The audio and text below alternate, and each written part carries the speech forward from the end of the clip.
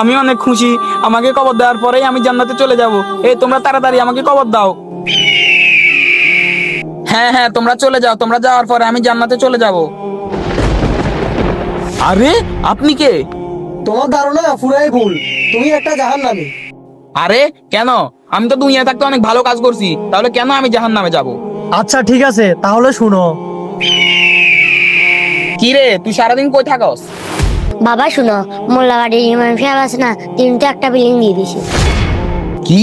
ফকিন্নির ফুট আমার আগে বিল্ডিং দিয়ে দিছে? আরে ধুর, দেখগা এগুলা সব জালিয়াতি টাকা। আর ওনার ছেলেকে একটা আইফোন কিনে দিছে। বুঝছি, আচ্ছা তুই এখন যা। আমি ছাড়া সবাই সবকিছু করতেছে, আমি তো 5 ওয়াক্ত নামাজ সবই পড়ি, তাও কেন আমার উন্নতি হচ্ছে না?